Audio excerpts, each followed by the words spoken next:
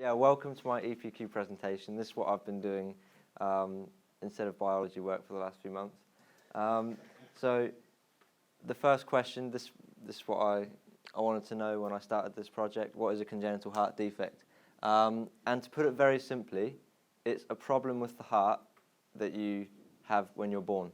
So this can be to do with the interior walls of the heart, so the septum. It can be the valves inside the heart. You can have a problem with the arteries and the veins, basically the vessels that carry blood to the heart or out from the heart to the body. And if you have a problem structurally with any of these, this is what is considered a congenital heart defect. So in terms of getting a congenital heart defect, there are a number of things that can happen which make you a lot more susceptible to them. And they mainly lie with the mother in pregnancy. So the most fundamental time of pregnancy for the heart and the brain and all the main stuff is the first trimester, so the first 3 months. And if the mum has, for example, the flu, or if she drinks alcohol, or any infections really, it can make the baby a lot more susceptible to a congenital heart defect. I've also put down having poorly controlled IDDM, which is diabetes, type 1, and also ibuprofen or any other medications. They can sometimes be a bit dodgy with the baby or with the fetus. So in terms of prevalence, so how common are they? Now, 8 out of every 1,000 is the statistic in England, and that is quite a lot. Considering it's a very specific sort of issue, 8 out of 1,000 is a big number. That means statistically in our school, there would be 8 people with a congenital heart defect. And the problem is as well, 85 to 90% of cases don't have an identifiable cause just because it occurs so early on in the pregnancy, and you're not really looking out for that specifically. So they don't really know the specific genetic or biological cause of them.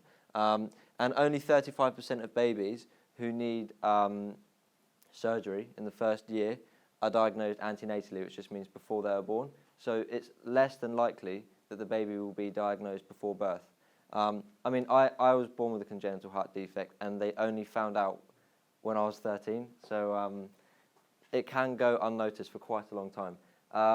And then, yeah, effectively over the last 50 years, deaths from congenital heart defects have fallen by over half, which is really quite incredible because the defects are the same, but we're learning as a society to deal with them. It's not necessarily stopping them from occurring. It's more now we know how to live with them. There are a lot better systems in place. And something I also found quite interesting is this. It's really small here. I didn't realize it was this small. But this is the deaths per 1,000. And I've put down a few different ethnicities. Black people, that one there, they're twice as likely to be born with a congenital heart defect than Asians. So there is some, I don't know why that is actually, but I thought that was quite interesting. I was going to do a lot more of that in my EPQ, kind of why is ethnicity so important, or why does it play such a big role? But there's actually too much to talk about to focus on one thing like that. But I wanted to put that in there because I think it's quite interesting. So chromosomal abnormalities. So people who have abnormalities with their chromosomes can be a lot more susceptible to congenital heart defects. In fact, it's not that they can be a lot more susceptible, they are, and probably, I don't know what the statistic is, I think it's 30%, or let's see, yeah, around 30% will be born with a congenital heart defect, which is an absolutely huge number. That means, 1 in 3. So some of the main chromosomal abnormalities that will be linked to congenital heart defects are trisomy 21, so that's Down syndrome, so that's a partial or complete third copy of the smallest, which is the 21st chromosome. And 40% of people with Down syndrome will have a congenital heart defect. And nearly 80% of these are something called atrial septal defects, which I'll go into in a bit. Also in the ostium primum position, which I will go into in a bit as well. Turner syndrome, this only affects females. It's quite interesting. The appearance of a baby with Turner syndrome, that's a baby there with Turner syndrome. It only affects females because you're missing an X chromosome. And yeah, basically 25% of children with Turner syndrome will be born with a congenital heart defect. And this is typically a valve or artery narrowing problem. Something called aortic coarctation is the most common one, and I will go into that as well in a bit. Trisomy 18, so that's Edwards syndrome, partial or complete copy of 18th chromosome. Cri-du-chat, that's partial deletion of the 5th chromosome. That's quite interesting because babies with Cri-du-chat syndrome, I'm not sure if any of you have ever heard of it, but I listened to a baby on YouTube with it, and their cry sounds like a kitten meowing. It really does. It completely listens. If you listen to it, it completely sounds like a kitten meowing. And that's Cri-du-chat just means cry of a cat in French. And then DiGeorge syndrome as well. Babies with DiGeorge syndrome normally just die very quickly, but yeah, they have CHD quite a lot as well, congenital heart defects. So atrial septal defects. I wanted to start on this one. It's basically an opening in the atrial septum. So in our hearts, what divides the left and right side is the septum. And if you have a hole in it, blood can end up being passed from the left-hand side to the right-hand side. The reason why it's left-hand side to right-hand side is because blood on the left-hand side of the heart is at a far greater pressure because blood's being pumped into the rest of the body. So because of this pressure gradient, blood on the left-hand side will end up being shunted, the word is shunting, into the right-hand side, and this makes the heart a lot less efficient. And the reason why atrial septal defects occur, basically, in a fetus, they don't breathe, their hearts don't have the same structure as a normal baby or a normal human being. Their heart works differently because they're not breathing like you or I, because they're not breathing air out here, because they're in the womb. They get their air from the mother, so the left-hand side of their heart is rendered unnecessary in a sense. So what happens is you have a hole, every single fetus has a hole in the atrial septum. And the reason why this is because blood will come up into the right atrium, and instead of going down into the right ventricle and into the lungs, it just goes through that hole, most of it, into the left atrium, then into the left ventricle and back round into the body. And when you're born, this closes up. So, because then you're breathing through your lungs, so you need to be using the whole heart. But what happens in some babies is the hole doesn't close up completely. So you end up with a little hole left in the atrial septum, and it can be quite bad, especially if the hole is quite big, because your heart effectively becomes a lot less efficient. If you think about it, blood that enters the left atrium after being into the lungs, after going into the lungs, it's oxygenated. And if some of this is traveling into the right atrium, instead of going around into the body, the right atrium is now having to deal with a lot more oxygenated blood. And this, first of all, it's quite confusing for the heart. And second of all, now you've got a really unpleasant difference in traffic in the heart, blood traffic, effectively. And the right-hand side of the heart ends up having to work a lot harder than the left-hand side. So you get stuff like hypertrophy, which just means that the muscles in the right-hand side of the heart, they're hypertrophic, so the muscle is a lot thicker because it has to deal with this higher traffic. Subsequent issues can occur from ASD, so pulmonary hypertension, high blood pressure, and abnormally high blood pressure because there's so much blood remaining in the heart instead of being pumped around the body. And then also pulmonary congestion, so a lot more congestion in the pulmonary artery, because the pulmonary artery, what feeds it is the right ventricle, and now the whole right-hand side of the heart has so much more blood that you get a lot of congestion in the right-hand side, so you get pulmonary congestion. Yeah, 1 in 5 will naturally close in the first year. I thought that was quite interesting because that means in 1 in 5 babies, their bodies are smart enough to understand that there's a problem there, there's a lack of efficiency, and it can sort it out itself. And what I've learned through this EPQ is that the human body is actually remarkably good at detecting an issue and solving it by itself. Because a baby, when a baby's born, they don't think like, oh, I feel like I've got a bit of an atrial septal defect here. It just, it kind of, I think it's quite incredible how it can solve it all itself. And yeah, pulmonary arteries will thicken over time just because there's such an increased blood flow through it. It has to withstand this, so the arterial wall gets a lot thicker. Yeah, so signs. How can you detect an atrial septal defect in someone? Well, the problem is most commonly it's asymptomatic, because at the end of the day, blood is still traveling around the body in the same way. The only problem is a bit of blood is being lost each time, each beat. So the only real thing that changes is that someone becomes a lot less fit. So maybe breathlessness, that's one thing they can kind of put it down to. But at the same time, if you're a doctor and a parent comes in saying my baby's breathless, this can be for so many reasons that they can't straight away say, oh, it's a septal defect. There are too many things it could be. So it's listed as asymptomatic, no symptoms. One good way of figuring it out or detecting it is something called a paradoxical embolism or paradoxical embolus. This is really interesting. Basically, you can get an embolism in your body, so it's like a blood clot that enters or breaks off from where it is and it enters the blood, just the bloodstream, and it will enter the heart. So you've got this little clot, and it's entered the heart. It goes from the right atrium down to the right ventricle and then into the lungs. Okay, but then when it comes back into the left atrium, because there's that hole there, it goes back through that little hole and enters the right atrium again. Then it goes into the lungs, comes back into the left atrium, goes through that hole, and it ends up in this like loop. So you've got this embolism, it's entered this loop in the heart. So if you're diagnosing someone with a congenital heart defect and you think it could be an atrial septal defect, if you do something called an echocardiogram, which is basically an ultrasound of the heart, if you can see a small substance in the blood kind of going around in a loop around the heart, it's quite a good way of noticing an atrial septal defect.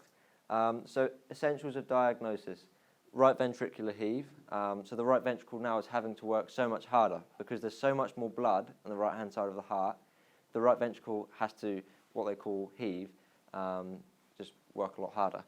Grade 1 to 3 / that should be a 4. Someone pointed out to me last time. It says 6A, but yeah, grade 1 to 3 / 4 systolic murmur at the pulmonary area. This just means on systole, there's a slight murmur because the right-hand side of the heart is dealing with so much more blood.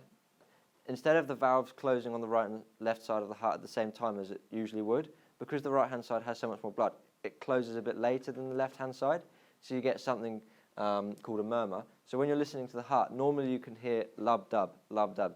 This represents the first 2 valves closing and then the second 2 valves closing together. But when you have an atrial septal defect, the dub, so lub-dub, the dub sound will be a bit distorted. Instead of it being like lub-dub, it's like lub-da-dub, lub-da-dub, because one side of the heart's having to work a lot harder than the other side, so the valve closes a bit later. I did have a YouTube video of it. I showed it to a year 10 class and they couldn't really hear it. It takes a while to kind of, it is really subtle, really, really, really subtle. That's one really difficult thing with this.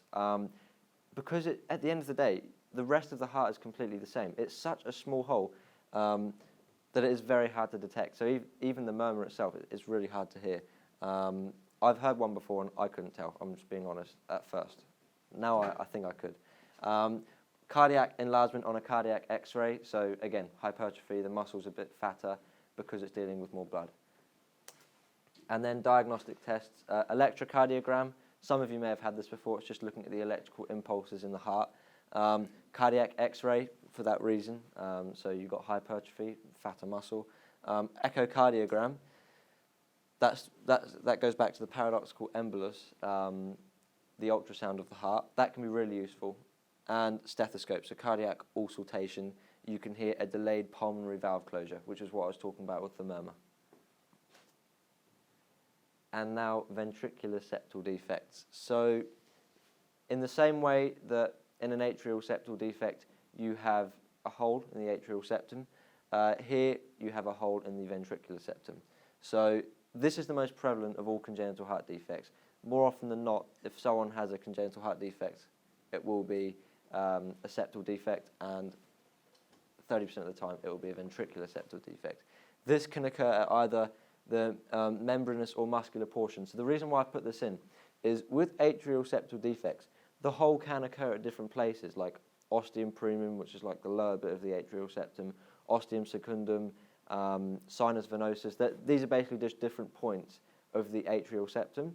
They don't really matter because they're all the same thickness. So if there's a hole at any point, the same issue is still there. There's just a bit of blood being lost. But here, again, it's quite small, but you can see the ventricular septum's a lot fatter down at the bottom than at the top. So if you've got a hole down here, it's going to be a lot worse than up there.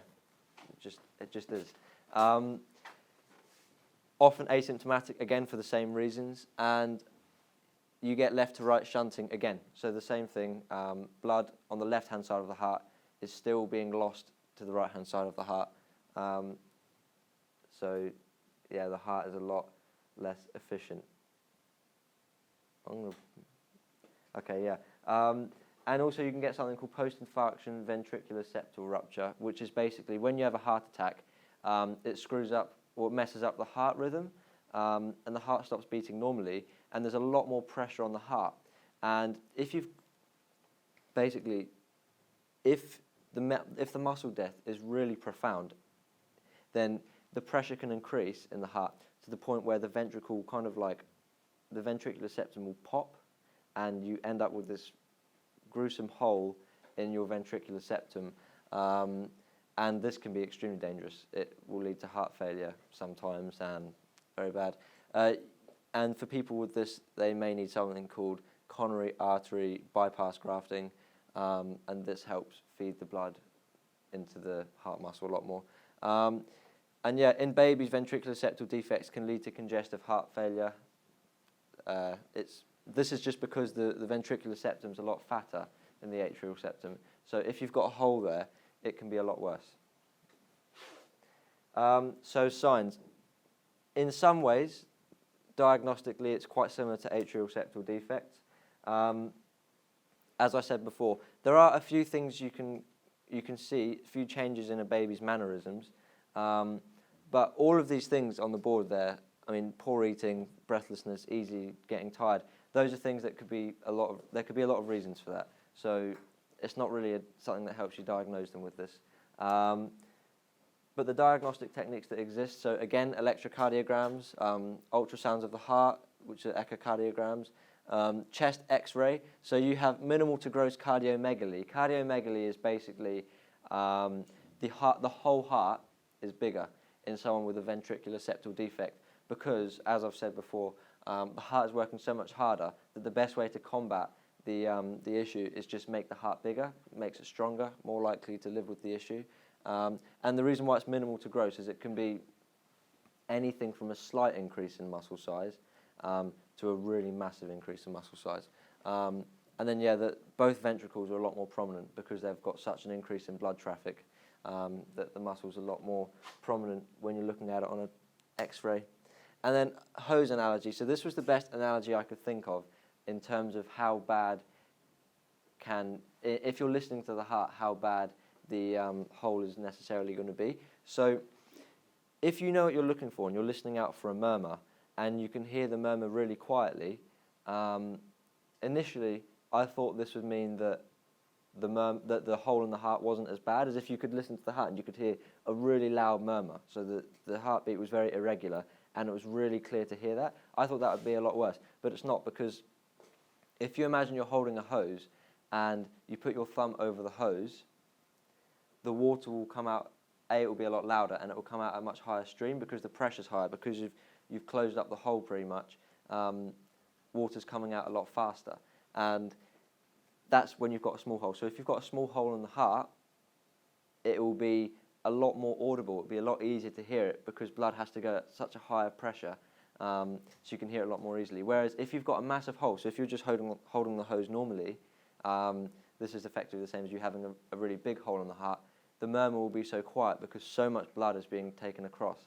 This is when it gets really dangerous. But yeah, that's the analogy. The next congenital heart defect I would like to talk about is something called aortic coarctation. So in the fetus, before I spoke about there being a hole in the atrial septum, this is just one part of the story with it. There's also something called a ductus arteriosus, which is effectively blood enters the right atrium, okay, and some of it's lost to the left atrium through the hole in a fetus, but some of the blood goes from the right atrium to the right ventricle, then through the pulmonary artery. But there's like a connection between the pulmonary artery and the aorta, and so instead of it going through the pulmonary artery into the lungs, it goes straight from the pulmonary artery into the aorta and through into the rest of the body. Now, when you're born, like with the little hole in the atrial septum, the ductus arteriosus thing, which, by the way, is like, it happens just there, so the pulmonary artery just connects straight to the aorta. When you're born, it breaks off, and it's meant to break off completely, but in some people it doesn't break off completely, and that's when you have you can have something called a patent ductus arteriosus, or you can get something called aortic coarctation. So a patent ductus arteriosus is where it doesn't break off at all, so you still have the ductus arteriosus still fully in place. That can be very, very dangerous. But the slightly less serious form is aortic coarctation. So this is where that bit of the aorta is a lot thinner, which again, it will increase blood pressure greatly, and there are a lot of nasty side effects. But yeah, so I've put down narrowing of the aorta. That's in a specific position. It most commonly occurs where the aorta begins to arch inferiorly, so just downwards, towards the chest and abdomen. It's called the juxtaductal aorta. That's the position, because that's where it starts to like level off and start going straight down. What you get is left ventricular hypertrophy. So left ventricular muscle is a lot fatter, because now you've got a hole in the you've got a thinning of the aorta. So the blood's going to have to be pumped through at a lot higher pressure to get past the hole, and you get a lot of congestion just beforehand. There's a build-up of a lot of blood because it's struggling to get through that little narrowing. So the left ventricle has to learn to work a lot harder to deal with this. They think that it may be caused by the presence of extraductal tissue, so just the tissue that's formed in the ductus arteriosus. If the tissue is really thick, then it obviously is a lot harder to break away. So if someone has quite a thick ductal tissue, then they can be a bit more susceptible to aortic coarctation. In babies with coarctation, the aortic arch may also be hyperplastic, which just means undeveloped. It can be to various levels, but yeah, the bit where the aorta begins to arch may not be as well formed as in someone who doesn't have this issue. And it's more common in those with genetic conditions. So I don't know if you remember, but before I was talking about Turner syndrome. Basically, if someone with Turner syndrome has a congenital heart defect, it will most likely be this. It will most likely be aortic coarctation. So symptoms and diagnosis. The first thing is, actually, it'll be better if I show you again. So obviously, this bit here, like before the narrowing, there's no problem. So there's such a high blood pressure beforehand, and this means that all the blood that's being pumped to the upper part of the body, so all the upper extremities, this blood's going to be at a really high pressure in comparison to the blood that goes to the lower extremities, because that all is being passed through this point.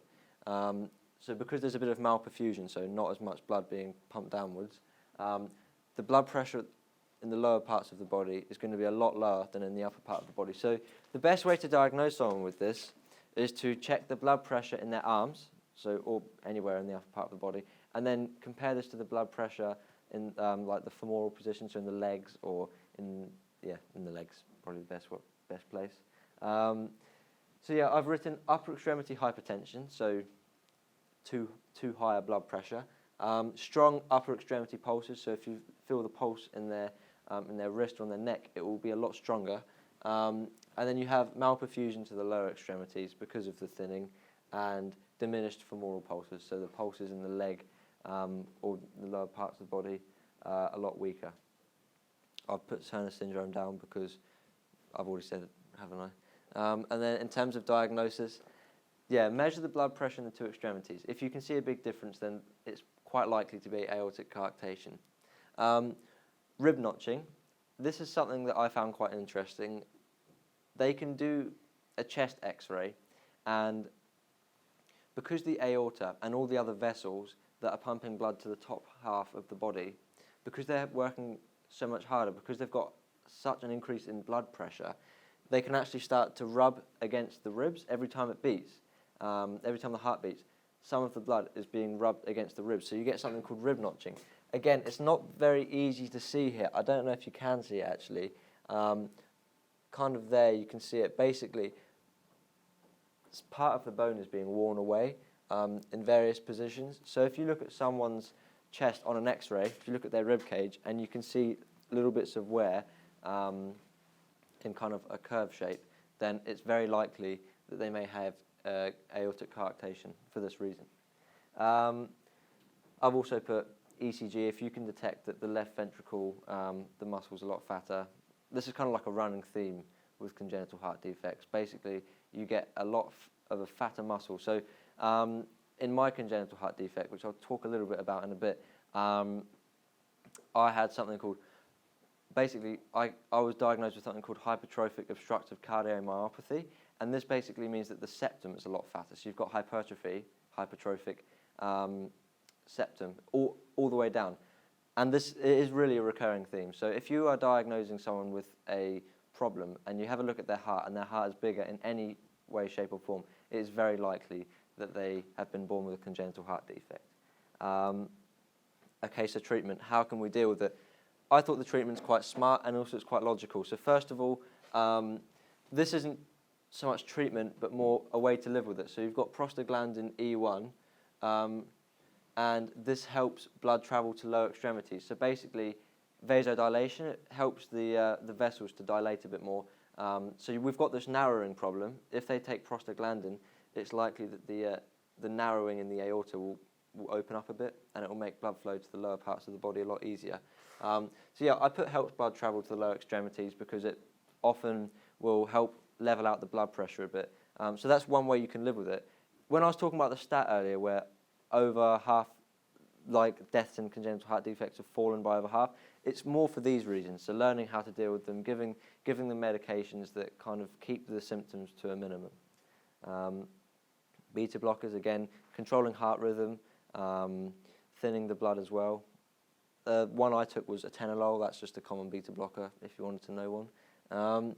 And then coarctation repair. This is the thing that I thought was quite smart because it's very logical. So you have the the narrowing, and what they will literally do is just cut the aorta in the bits where there's the narrowing.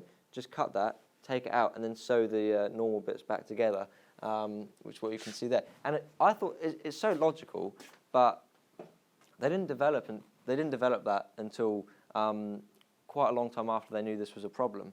I don't know. I just thought it was pretty smart. And then balloon angioplasty. So an angioplasty is where you kind of feed up a stent, something into the heart. It can be used with coronary arteries as well. When you've got a thinning in the heart, you can put a tube up through the aorta, and you can inflate this kind of balloon, and it forces the walls out. So it's not a complicated procedure. It doesn't take very long. I've seen angioplasties happen, and they take 20 minutes, half an hour. But again, I just think it's quite a logical thing to do. They put the tube up and they inflate it, and it kind of pushes the walls open a bit to improve blood flow again. And that's what I'm talking about with a cardiac catheter. So it's the tube that goes up into the heart. And there I did put in a diagram. This isn't of the aorta. This is of I think this is the left coronary artery. Yeah. You can do it with coronary arteries as well. There, I'm not sure if you can see it, but it's almost invisible there. You can't really see the coronary artery. It's gotten so thin. And you put the tube in, and you inflate it, and it just pushes the walls out. So yeah, that's a balloon angioplasty. And then my last one. So anomalous left coronary artery. This is my baby because I was born with this. And I wasn't born with the most common one, but I'll talk about the most common one to not be selfish. But yeah, so position of the left coronary artery is said to be abnormal. So our coronary arteries, we have two. We've got a left and a right. Their job is to give our heart oxygen to be strong and to pump and stuff. And they come out of the aorta because the aorta is where the most oxygenated blood in the body comes from the aorta because it's just directly leaving the heart. So in the aorta, you've got two little vessels coming off and that arch around the heart with all this oxygenated blood, and that helps feed the heart with nice, new, fresh, oxygenated blood.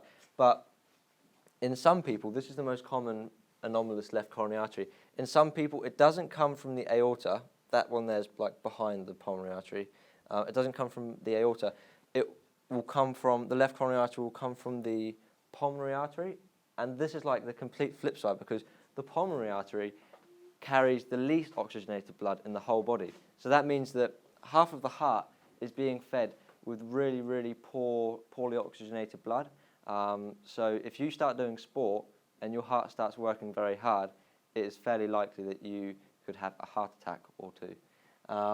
And what I was born with is a slight variation. So my left coronary artery, instead of coming from the pulmonary artery, it did come from the aorta, but instead of going round, so here you can see it kind of arches round, around the back of the pulmonary artery, mine went straight through in between them. So when I did sport, so on like cross country, my heart was beating hard because it was cross country, and the two main vessels dilated, and it basically squashed the coronary artery, so blood flow to that side of the heart stopped, tissue death, and it's not very nice. But yeah, often this will lead to infant mortality. So babies with it, they're so much smaller, they're much more delicate. If there's a problem of this magnitude, it's quite likely that they will die quite early on.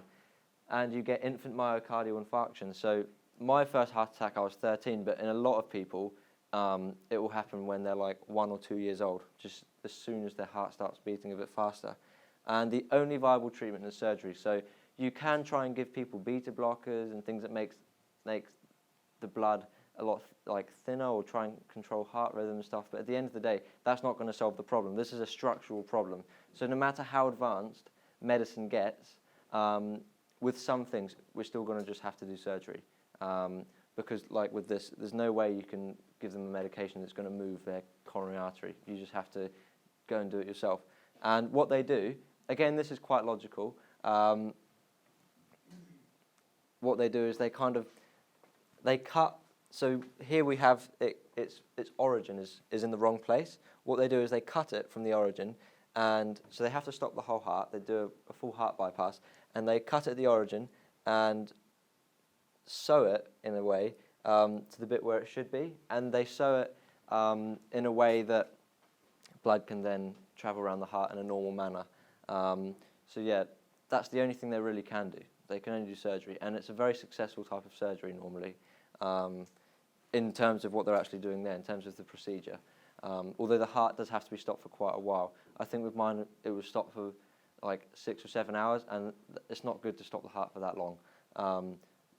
But yeah, quite a good way of dealing with the problem. And then after surgery, you can have some mitral valve regurgitation. So that basically just means that the heart, like blood that's traveling through the heart in a normal way, sometimes it can be a little bit less efficient, but this is quite natural because it's quite a big shock to the whole system, being stopped, being moved, having stuff moved around and stuff. So I think that's quite a small price to pay for having the surgery. But yeah, that's